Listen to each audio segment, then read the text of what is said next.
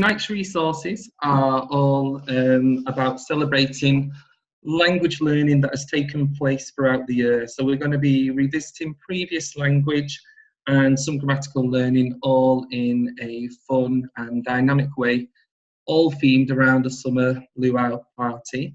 So hopefully you will find these resources good fun and your children will find them fun. I've been doing some with the children in my class and they've been enjoying them so far, and they've got a lot out of it, and it's been nice to do some of these activities, especially with the lovely weather we've had this week.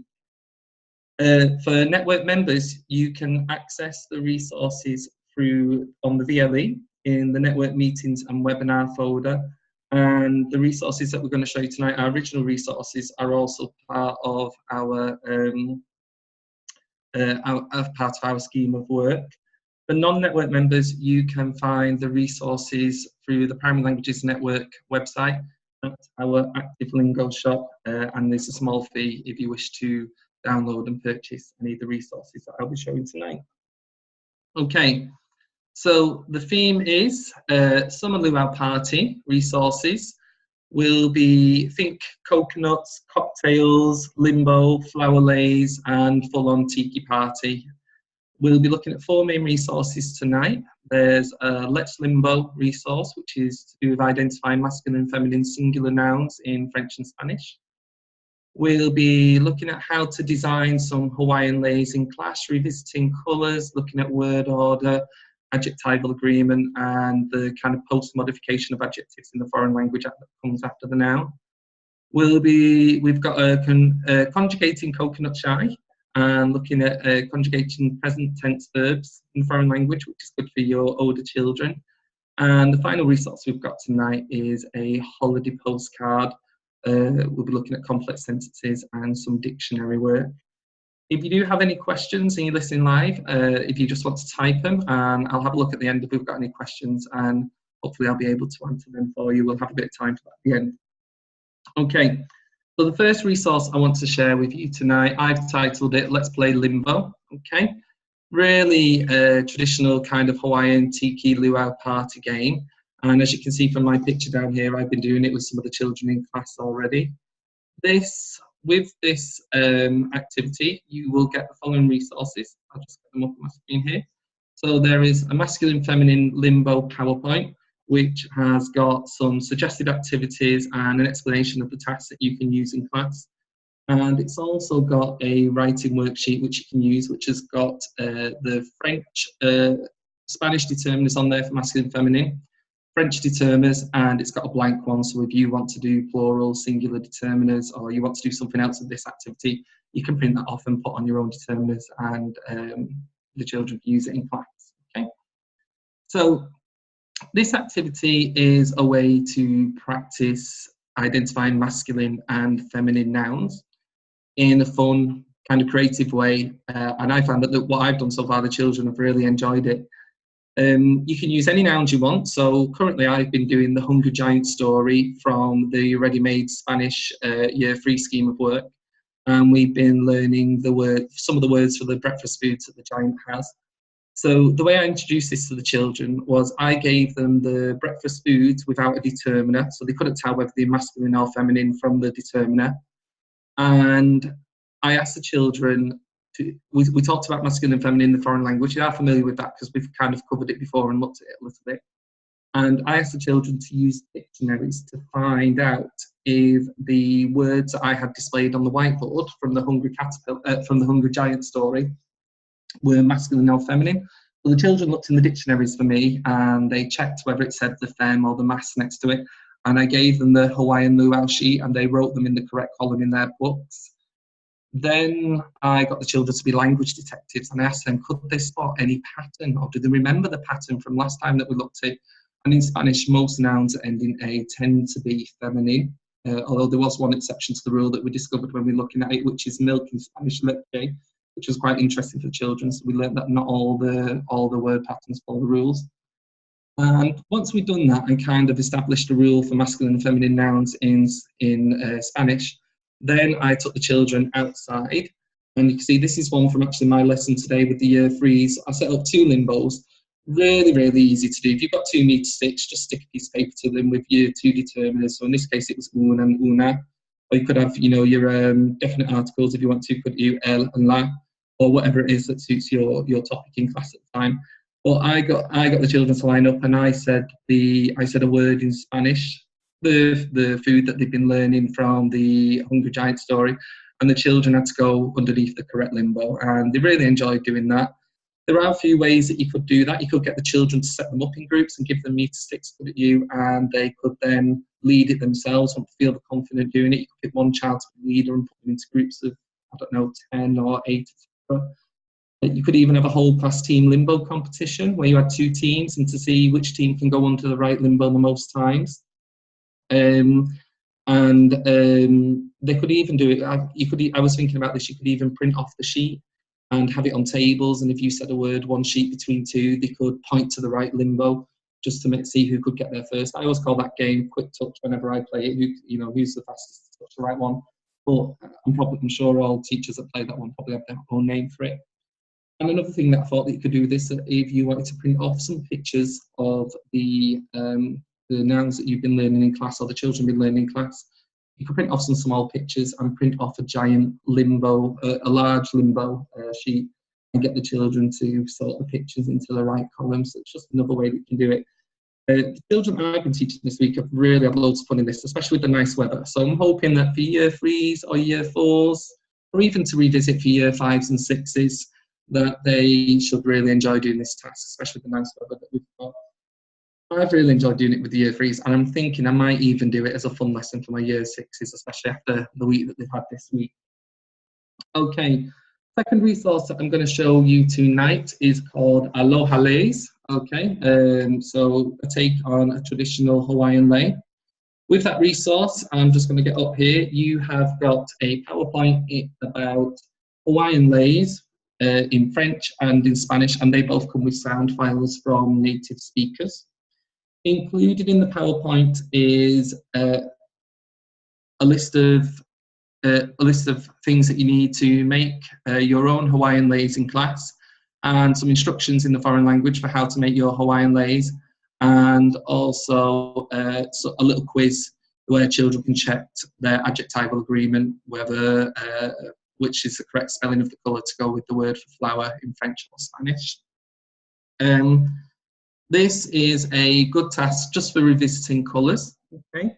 So the way I did this with the children was we revised our colours first of all, and then I just drew a little simple template of a flower and photocopied it lots of times, and then the children cut out the flowers in a variety of different colours. I put some card on tables.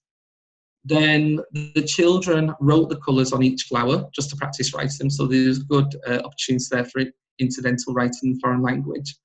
The children that I were teaching, we've only done Spanish since year 3, so it was enough for them just to write the colours on the flowers. You could extend that if you wanted to and get them to do dictionary work and find something of that colour and write the word on the flower, couldn't they, to make it a bit more interesting and to challenge them a little bit more.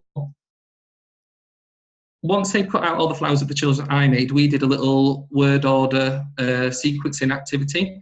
So the children sat in pairs and they put like a big A3 book from the library between them, and then they'd both have the sets of flowers and they'd say across the table the colours. So it's a good opportunity to get the children to say the colours, and the child opposite had to put the flowers in the sequence of colours that the other child was saying, and then they would check them. That was quite a fun game as well that they liked to do. Then we made the Hawaiian leis, okay, and the children all got to wear them. And you can see here's one example of one of the children's leis that they've made in class. And then they went round in class. We practiced, I practiced with the children describing a lei altogether. So we looked at a few on the whiteboard. I bought one from I think it was from Matalan. It was only like 99p in the party section. And we practiced describing my lei first of all and going round and saying what colours I was wearing. And then the children went round and described what colours they were wearing to the partners. So you can see the two girls here, which are covered with a tiki mats, describing their leis to each other in class while some of the children were just finishing up. They really, really enjoyed this activity.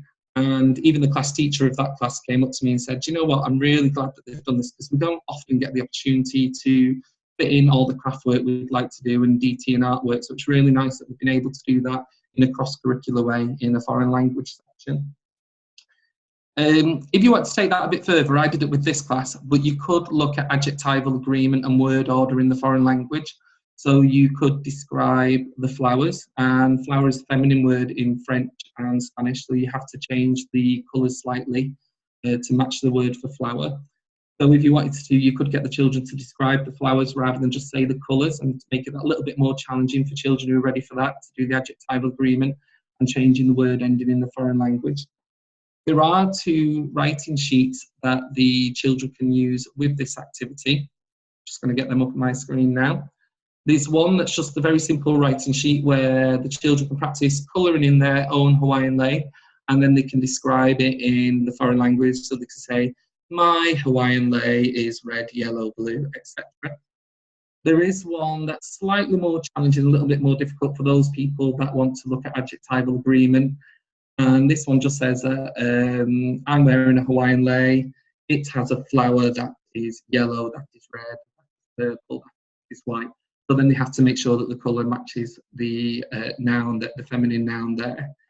Just got some examples of some of the work that my children did in class for that. Okay, so you can see here we've got one of the leis that the children made, and we've got some examples of the writing that they did. And again, it was a nice kind of afternoon activity that they enjoyed doing on a summer's day when the sun was shining outside, and I just put on some Hawaiian music in the background while they were colouring in and writing their sentences for that, and they really enjoyed that activity. And we got quite a lot out of it. It was a good chance for them to revisit colours and practice their colours, which we've not kind of covered since before Christmas properly. And it was nice for them to have an opportunity to go around class sharing their colour leis with each other. So the third activity that I've got for you tonight is our tiki cocktails, tiki fruit cocktails, okay? Whenever I think of Hawaiian-themed or luau parties, I always think of cocktails, and it was something that I thought the children would really enjoy doing too. I've done this week and last week with my Year 5 children. They'd earlier in the year done fruit and vegetables and buying them from a market, so I thought this fit quite nice with that, to revisit that language that they'd already learned. For this resource, you have got a cocktail PowerPoint, and included on that cocktail PowerPoint is a recipe for making a cocktail in the foreign language with sound files from native speakers.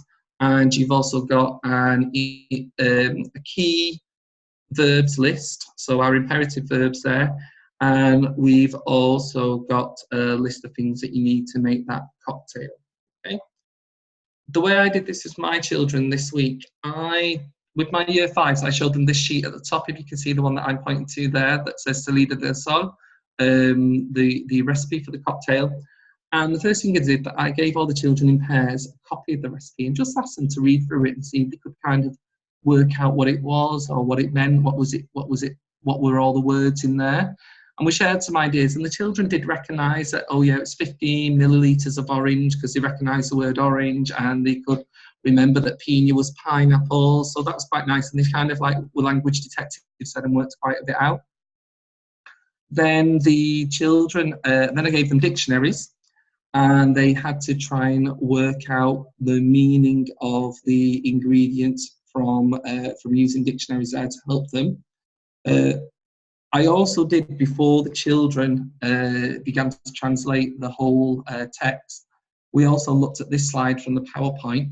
So we looked at some of the verbs there, and we looked at some of the words, and we did some actions for the verbs once the children had worked out what they were, and we played a few games to practice those verbs, so Simon says, etc., and we compared them to imperative verbs in English, that they're the bossy verbs. And then the children did it in pairs, where they said a bossy verb to each other, and the other child had to do the action for it. And they were really good at coming up with the actions, because I found it really difficult to think of an action for use and measure, but they come up with some quite original ones, so I'm sure the children in your class will do too.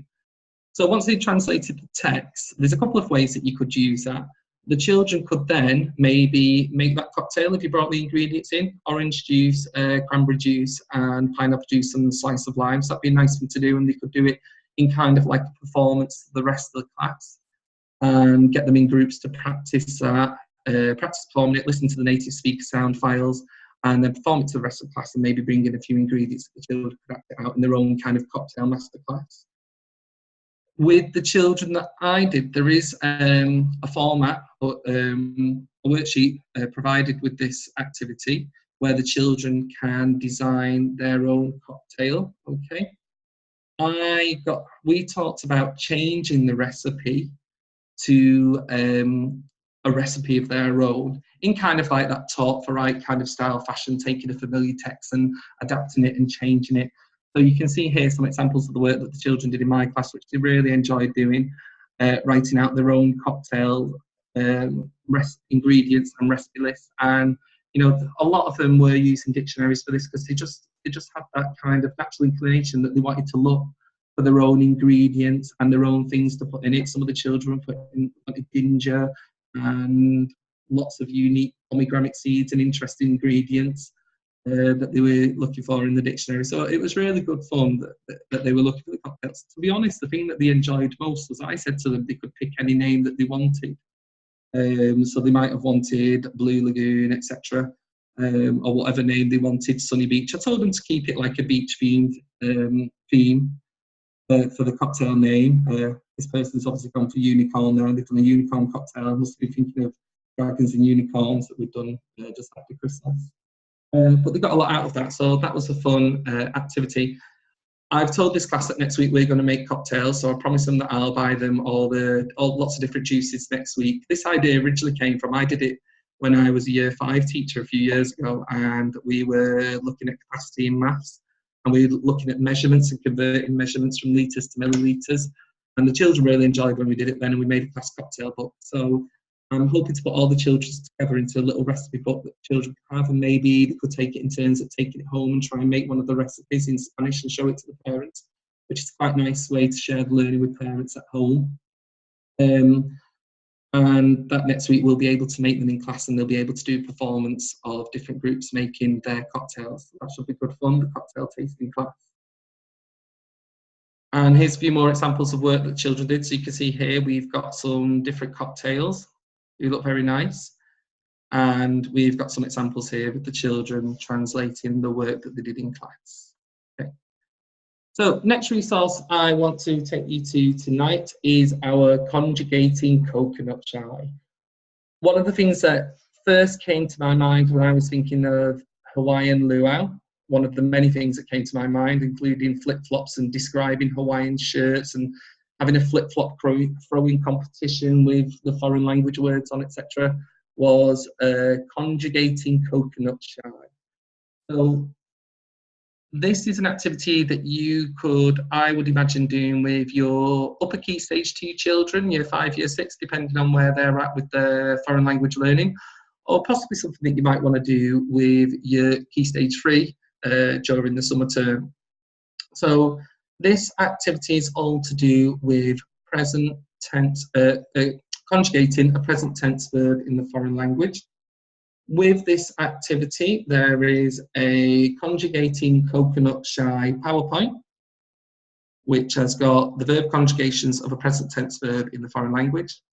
And it's also got a blank coconut chai worksheet attached to that, which your children can use for adding their own verb conjugations on. They can print that off and add it once you've kind of introduced the main activity.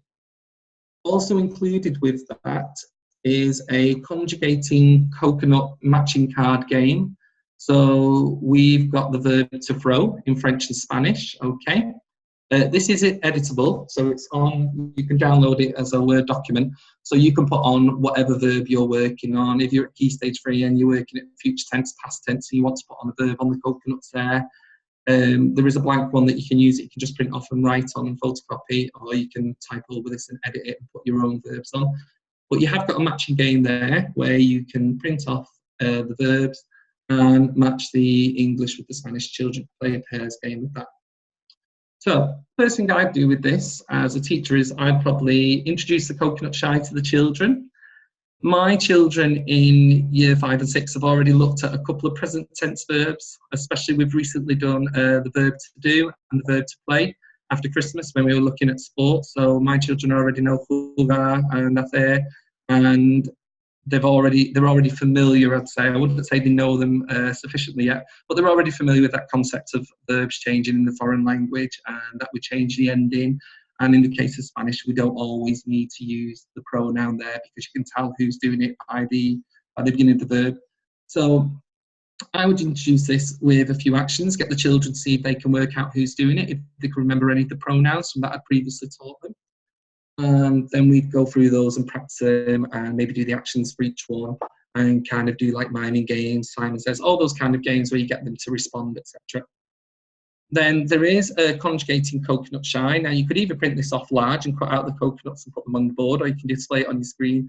And I imagine, again, playing that game of like quick touch with the children, so get them in teams of the class. And normally introduce it with whole class level, and have two children come up to the board and might say it in English. So I throw, you throw plural, they throw, and the children have got to turn around and be the first one to touch the corresponding coconut to get the point for their team. You could also print off this page and give it children one between two, so that they could print off, so that they could play the game in pairs where you say it, or they could even play it in threes, couldn't they, where one child says it and the other two have got to try and hit the corresponding coconut. I really liked a game that one of our language teachers shared with us, Andrea, where when she was doing the verb jugar, she put all the English conjugations of the verb onto a dice, and she had all the Spanish conjugations of the verb on a sheet, and the children would roll the dice, and then they'd have to match the correct Spanish one with the one that was rolled on the dice. So I thought that was quite a good idea too, that I'd like to try and do with the children in my class and make it into a bit of a game. I'd also like to use that matching game that the children can cut out, and they can play that kind of pairs game with them. They can turn it over. I've not actually got around to doing this yet. I'm hoping to do it with my year sixes, probably after half term in the weeks that are coming, just to revise conjugating verbs again. What I'd like to do with the children when I get them to do it is to see if they can apply the rule to a new verb that I give them. So once you kind of practice with I throw a ball, so we can see it there, we've got it in French, I throw a ball, and in Spanish, that the children can then apply the endings to a different verb. So I might do something like I speak Spanish, you speak Spanish, etc. And see if they can put because that's an AR ending verb, so it matches the lanzar in Spanish. And then they can put the O, the AS, the A, the amos, the ice, the an on the end of that verb, and see if they can apply that rule to a different verb, which is kind of taking it to the next level then, which is what they'll kind of start looking at a bit more, I imagine, at Key Stage 3, applying those verb rules to different verbs then. And if you really wanted to go to town with this, you could actually make your own coconut shy. One of the schools where I worked at a few years ago, actually going back a few years, 10 to 12, we did our own version of the Olympic Games, but we did an alternative Olympics. And we had things like, we had a limbo game there where the children got so many points for going under the lowest limbo or the second lowest, third lowest. We had a coconut shy, and we had lots of kind of like fun activities going on. We had horse riding where they were on those toy horses and jumping over hay bales and things. So I think if you wanted to go to town with this, you could even make a real coconut shy outside, especially if you've got summer fair or summer sports day going on with those kind of activities. It'd be really good fun, and get them to try and hit the right coconut. If you put the signs on them for the conjugations on the coconuts, the children could try and like knock off the correct coconut with a bean bag that corresponds to what you've said. So I thought that'd be quite a fun game there. So the final resource that I'd like to show you tonight is a beach postcard. So for this one, I've just done some recently with Year 6. You can see here one that they've designed there. And I have to thank Joanne Hornby for this idea, because I remember her doing it at school that we worked at together last year, and I thought it was a really good idea, and I couldn't resist sharing it with you and using it and developing it a little bit more. So Year 6 earlier in the year have done all about their likes and dislikes and their favourite things. So this was a good opportunity to use, to revise saying what they like or what they love doing, and linking it to a beach theme. For this resource, you have got a postcard PowerPoint. And it's got one of our alien beach scenes there, so you might recognise characters from our alien family, with all the alien characters doing something else that they love to do when they go to the beach. So they like to drink a fruit cocktail, they like to eat an ice cream, they like to swim in the sea, they like to play with a beach ball, and they like to sunbathe. And there's also a word map to support children when they're writing their own complex sentences in the foreign language. Now, when I did this with the children in class, I first of all had to establish what a postcard was with some of the children. There's quite a lot of children who didn't know what a postcard was. And I think in our kind of modern times of kind of social media and technology, postcards aren't sent as much anymore, are they? So there was a few children who didn't know what they were, so I had to explain what a postcard was and how I would have sent them back to school if I went on holiday when I was younger, or back to my friends and family. So first of all, we looked at how to say I like or I love in the foreign language. And we looked at some of the sentences on the PowerPoint down here, and we linked it to their spike knowledge. So these sentences were starting with, when I go to the beach, with a subordinate clause, I like to, etc. And they said the different things that they like to do.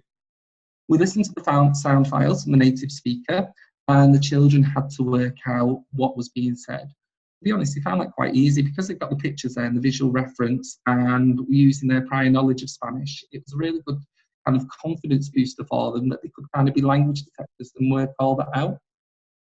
So once we'd done that, we got them to do some drama games, and I put the children in groups, and they had to do a freeze frame of their beach scene, where they'd act it out to the class, saying what different things they like to do on the beach,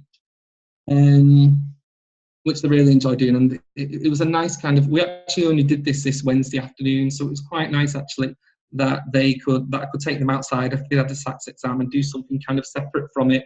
And we did a bit of drama and acting outside, where they acted out the beach scene and they performed it to the class. And then some of the children managed to get their postcard done too, as you can see from this example here.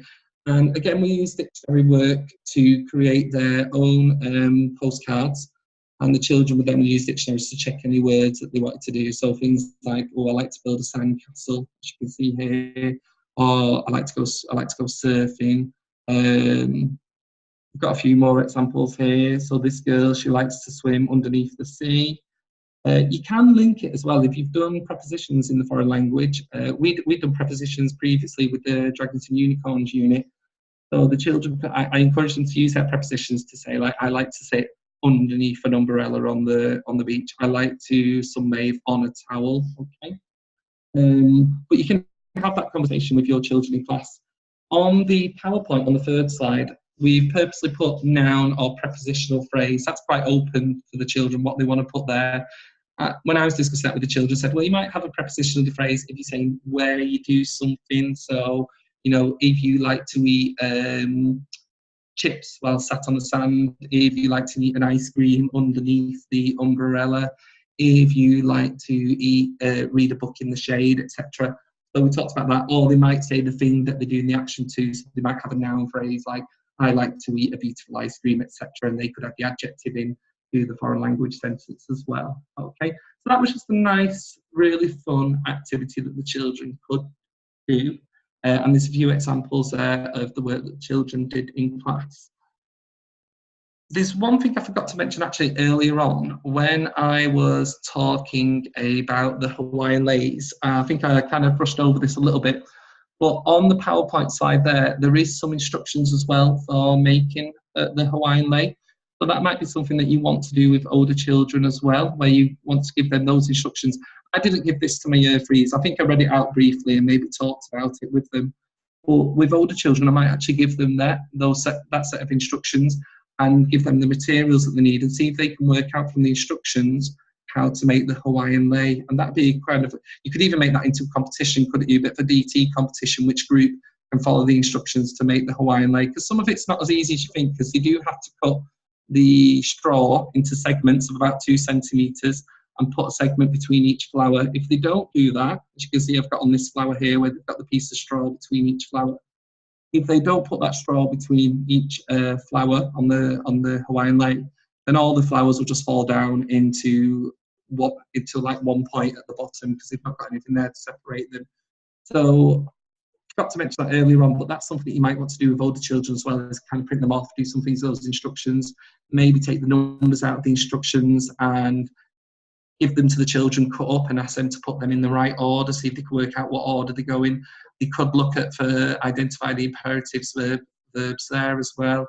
You could get them to use different colours to highlight nouns, conjunctions, imperative verbs, etc., things like that in the foreign language, see if they can identify them.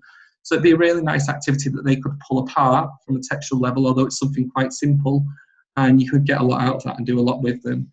To be honest, I've not done that yet, but it might be something that I'll do with the children as I'm talking and thinking about in class. That'd be a good idea to do with my Year 6 children.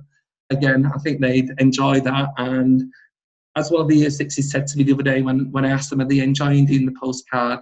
They said to me, well, yeah, I can't remember the last time that I got to do colouring. I think it was Year 1. So I think it's nice for the older children sometimes to do some of those craft activities as well, especially with the Year 6s when they've come to the end of the SATs period and, you know, they come into the summer term. So that's all the resources I've got to show you tonight. Not as kind of heavy grammar-wise as the Dragons and Unicorns, some of the things in there. I'm hoping that you'll see that the resources I'm showing tonight are just a real big kind of celebration, reinforcement, revisiting of the things, previous learning and previous grammar that children have done in class already.